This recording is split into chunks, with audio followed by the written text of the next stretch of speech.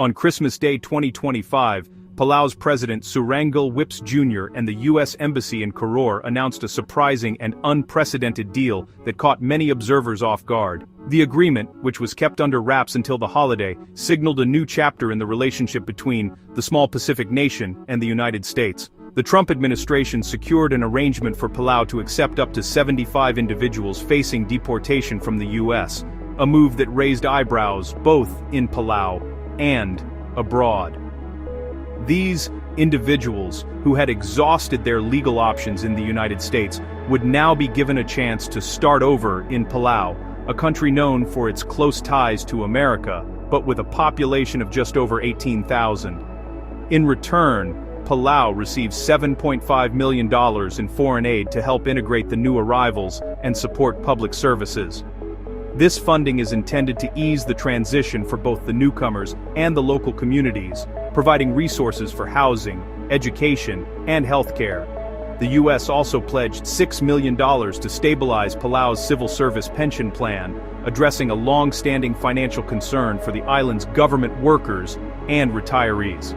Additionally, $2 million will be directed toward law enforcement initiatives, aiming to strengthen Palau's capacity to manage new security and administrative demands that may arise from the agreement. This $15.5 million package highlights the U.S. strategy of using targeted aid to achieve both immigration and foreign policy goals, leveraging financial support to build stronger alliances in the Pacific. The agreement formalizes a partnership, turning a complex immigration issue into a structured international deal that sets a precedent for future cooperation between the two nations. For Palau, the deal offers a much-needed financial lifeline, but it also brings new social and logistical challenges, as the country must now prepare to welcome and integrate people from very different backgrounds.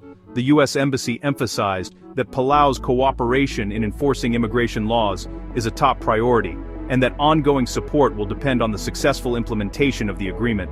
By creating these incentives, the U.S. is effectively outsourcing part of its immigration challenge to a small but strategically important partner, deepening its influence in the Pacific while testing a new model of international cooperation.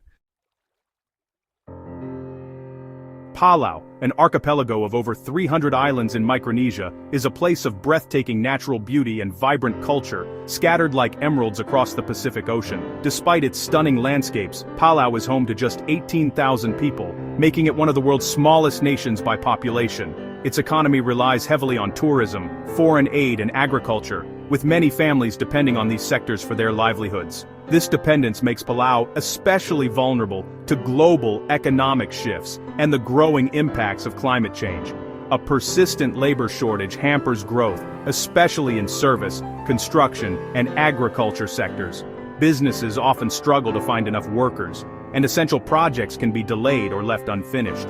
President Whips's office cited this shortage as a key reason for accepting the U.S. deal, viewing the arrival of deportees as a potential solution to workforce gaps, rather than a burden on the community.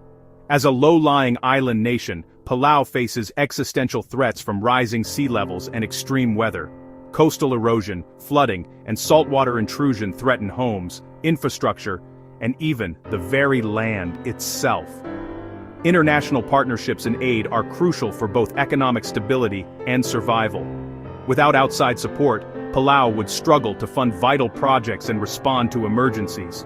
The U.S. funds could bolster public services, improve education and healthcare, and support climate adaptation projects that protect Palau's future. Palau's Compact of Free Association with the U.S. grants it defense and financial support in exchange for strategic access, ensuring both security and economic assistance. This unique relationship set the stage for the current agreement, making it a natural extension of their long-standing partnership and shared interests. For Palau, the deal is both a strategic necessity and an opportunity, a chance to address urgent needs while shaping its own path forward in an uncertain world.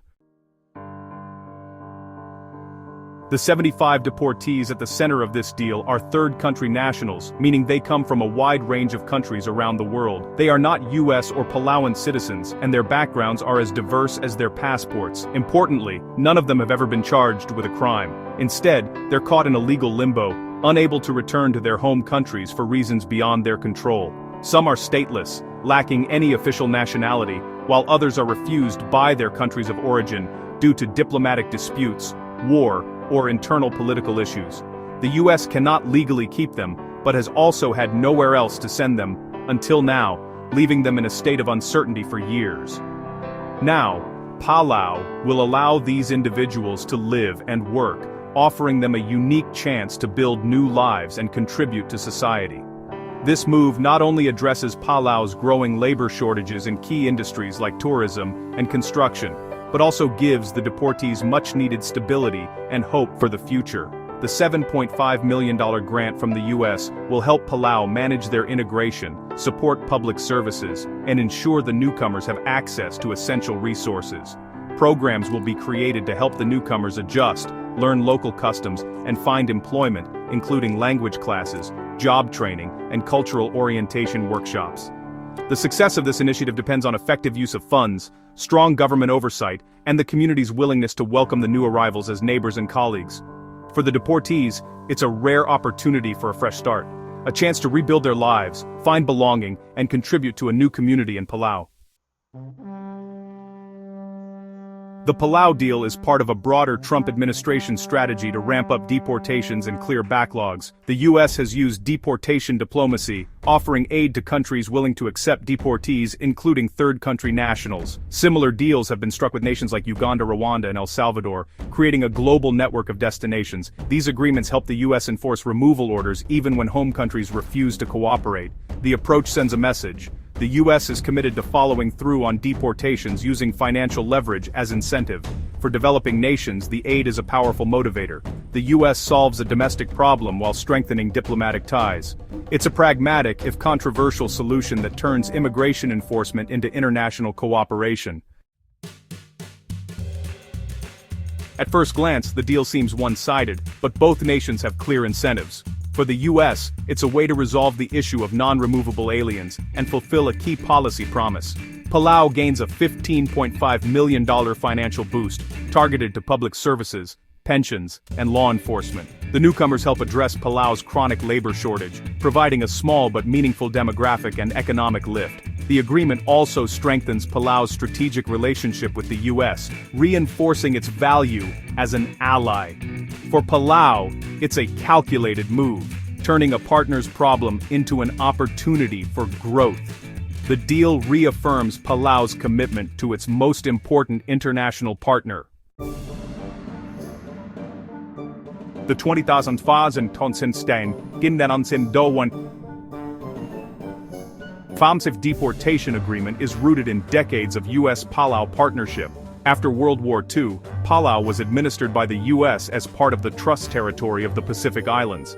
This fostered deep institutional and personal ties, formalized in 1994, with the Compact of Free Association. Under the Compact, the US provides financial aid and defense in exchange for strategic access to Palau's lands and waters. Palau is one of the most pro-US nations, often aligning with Washington on global issues. Financial support is central. Recently, the US committed nearly $900 million over 20 years to Palau. The $15.5 million deportation deal fits into this larger pattern of aid and cooperation. Palau's willingness to help with US immigration challenges is consistent with its history as a reliable ally. In return, Palau secures ongoing support and protection from the US. The deal is another chapter in a long-standing, mutually beneficial relationship. Palau isn't new to international attention. It gained fame as the setting for Survivor Palau, which boosted its tourism industry. The show's exposure showcased Palau's natural wonders and brought a surge of visitors. This experience gave Palau confidence in managing global attention and leveraging partnerships for national benefit. Now the deportation agreement puts Palau back in the spotlight, but for its role in international policy, the deal shifts Palau's image from a tourist paradise to a player in global immigration diplomacy. It highlights Palau's strategic importance and willingness to engage in unconventional arrangements. Palau's leaders are navigating the opportunities and challenges of being a small nation on the world stage. Accepting 75 deportees will have a real impact on Palau's small, close-knit society. The newcomers represent a 0.4% population increase, significant for a nation of 18,000. Integration will require careful planning and community goodwill to avoid social friction. Economically, the $15.5 million in aid is a major benefit, strengthening public services and filling labor gaps. However, there's a risk of strain on housing, healthcare, and education, even with extra funding. Palau's international reputation is also at stake, as the deal aligns it with controversial U.S. immigration policies.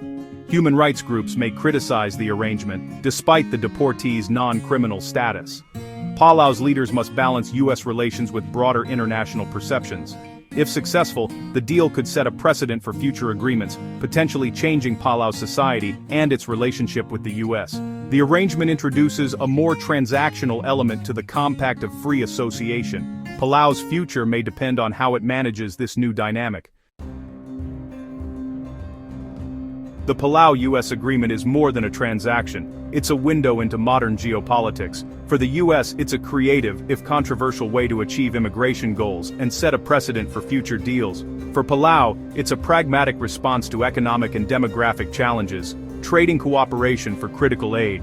The deal highlights the tough choices small nations face when dealing with superpowers. For the 75 deportees, it's a chance at a new life after years in limbo. Their success will be the true test of the program's humanitarian value.